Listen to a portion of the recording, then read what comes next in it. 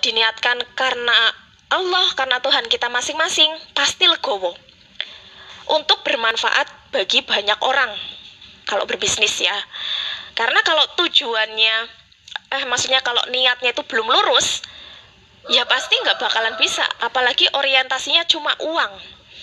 Saat kita nggak mendapatkan uang di bisnis ini, misalkan belum closing atau mungkin menjelaskan ke orang lain, dia belum mau join, terus kita merasa gagal.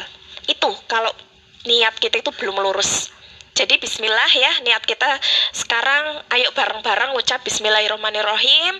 Niat saya di bisnis NASA untuk beribadah, bermanfaat bagi banyak orang. Ya, ucapkan loh ya, bener-bener ya, bareng-bareng sama Max Tokis ya. Bismillah, saya niat bisnis NASA untuk beribadah, untuk bermanfaat bagi banyak orang. Itu niatnya. Nah, sekarang tujuannya. Jadi tujuan di bisnis NASA itu bukan hanya kita jualan, no. Bisnis sekedar jualan nggak di NASA banyak. Jualan kerudung, jualan bakso, jualan seblak, itu jualan. Bisnis konvensional ya.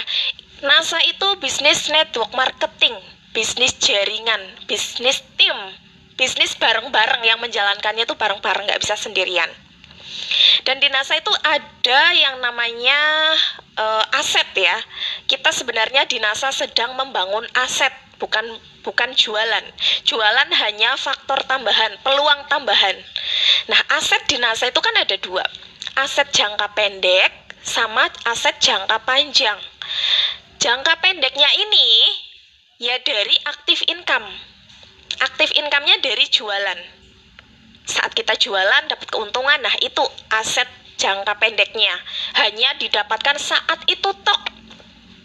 Nah, yang satu lagi nih, yang benar-benar harus ditekunin. Apa itu? Aset jangka panjang.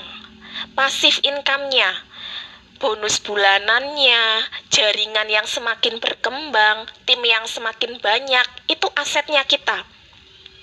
Kenapa kita harus membesarkan aset yang ini daripada yang ini gitu, daripada yang aktif income?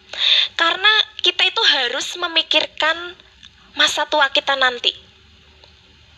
Karena bisnis sekedar jualan saja itu nggak bakalan bisa menjamin masa tua kita, nggak bisa diwariskan.